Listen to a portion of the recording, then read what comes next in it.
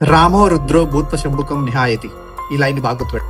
ఈ రోజుకి ఈ స్టోరీని కథలు కథలుగా చెప్పుకుంటారు. అలాగే వారణాసిలో మన పండితులు ఎవరైతే ఉన్నారో వాళ్ళందరూ కూడా ఇలాంటి ఒక పవర్ఫుల్ టాపిక్ ని మనం ఎప్పుడు డిస్కస్ చేయలేదు. డిస్కస్ చేయడానికి కూడా thank you to SS Rajamouli garu. ఎందుకంటే ఇలాంటి ఒక టాపిక్ ఒకటి ఉందని కూడా చాలా మందికి తెలియదు.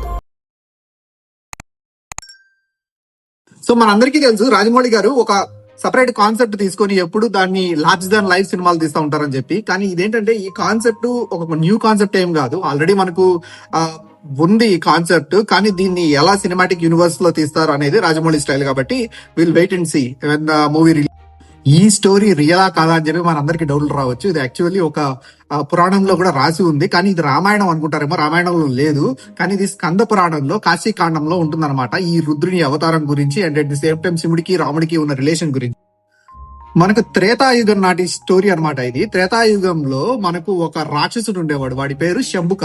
శంభుక అంటే మనకు రామాయణంలో ఉన్న శంభుకుడు కాదు, ఇది వేరే రాక్షసుడు అనమాట. శంభుక అనే పేరుతో ఉన్న ఒక రాక్షసుడు. ఇది చాలా ఇంపార్టెంట్, ఎందుకంటే దీన్ని బేస్ చేసుకునే మనకు అవతారాల గురించి కూడా డిస్కషన్ ఉంటుంది అనమాట.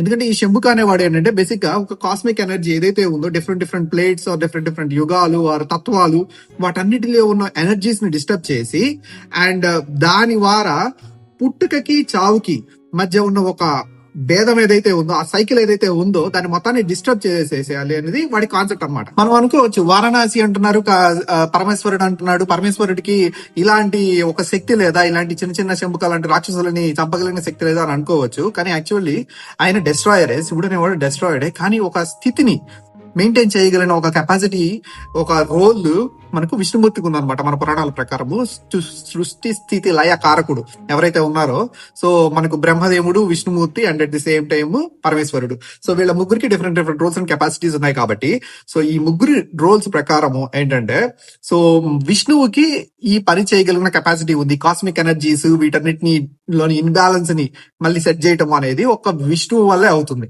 సో అసలు ఎపిక్ ఏంటంటే, వీళ్ళిద్దరు లైక్ శివుడు రాముడు ఉన్న సిచ్యువేషన్స్ లో రాముడుని శివుడు అడుగుతాడు అనమాట. ఏంటంటే, రామా నువ్వే నేను ఇన్నాళ్ళు నీకు నాకు ఒక మ్యూచువల్ రెస్పెక్ట్ అండర్స్టాండింగ్ ఉంది, but at the same time ఇప్పుడు నువ్వు నేను వేరు కాదు, నువ్వు నేను ఏకమయ్యి మనం ఇది పోరాడాలి అంటారు. అదే ఈ రుద్రుని అవతారం. ఈ రోజుకి కాశీలో ఈ స్టోరీని కథలుగా చెప్పుకుంటారు. అలాగే కాశీలో ఉన్న పండితులు కూడా ఏం చెప్తారంటే, రామో రుద్రో భూత్వ శంభుకం నిహాయతి అని చెప్పి ఒక శ్లోకం కూడా ఉంది. అంటే ఏం లేదు, రాముడే రుద్రుడిగా అవతారం తీసుకొని డెస్ట్రాయ్ చేశాడు అనేదే ఈ హోల్ శ్లోకం అన్నమాట. మనకు వారణాసి దగ్గరలోనే ఒక ఏన్షియంట్ శ్రైన్ కూడా ఉంది. దాన్ని ఏమంటారంటే రుద్ర రామేశ్వరం అంటారు, అలాగే కొండల రుద్ర స్థలము అని కూడా అంటారు అనమాట. నెవర్ ఎవర్ సీన్ అవతారంలో మహేష్ బాబుని చూడబోతున్నాము. మహేష్ బాబు ఒక మామూలు వ్యక్తిగా కనిపించారు, అట్ ది సేమ్ టైం రాముడిగా కనిపిస్తున్నారు, అలాగే శివుడిగా కనిపిస్తున్నారు, రుద్రుడిగా కనిపిస్తున్నారు. So it's something very energetic role అనమాట మనం ఎప్పుడు చూసినాము. సో నేను కూడా చాలా వెయిట్ చేస్తున్నాను, మీకు కూడా ఎలా అనిపించిందో చెప్పండి నాకు. అంటే ఈ శంభుకుడు అనే ఒక రాక్షసుడిని బేస్ చేసుకుని ఈ పృథ్వీరాజ్ క్యారెక్టర్ ఉంటుంది. అట్ ది సేమ్ టైమ్ ఎన్ని యుగాలు మారినా, ఎన్ని తరాలు మారినా, ఏం జరిగినా కూడా ఎప్పుడు మంచి ఉంటుంది, చెడు ఉంటుంది, అలాగే రాక్షసులు ఉంటారు, దేవుళ్ళు ఉంటారు. అండ్ ఎప్పుడు ఈ దేవ దానవుల మధ్య యుద్ధాలు ఎప్పుడు జరుగుతూనే ఉంటాయి, అండ్ ఎప్పుడు ధర్మము నిలబడుతూనే ఉంటుంది అనే దానికోసమే ఈ సినిమా. సో ఈ అవతారం ఏర్పడినప్పుడు అప్పుడు జరిగిన యుద్ధాలు, దాని తర్వాత ఎనర్జీని మళ్ళీ స్టెబిలైజ్ చేసుకోవటము and at the same time ఇలాంటి అసురులని సంహరించడం అనేది ఈ టోటల్ వారణాసి మూవీ అనమాట. ఇది చాలా రీసెర్చ్ తర్వాత నాకు తెలిసిన విషయము. సో మీరందరికి కూడా చెప్పాలి అని చెప్పి చాలా ఫాస్ట్ గా నేను చెప్పేసాను మీకు. సో వారణాసి ఈవెంట్ మీ అందరికి నచ్చింది అనుకుంటున్నాను. వారణాసి ట్రైలర్ కూడా మీకు నచ్చింది అనుకుంటున్నాను.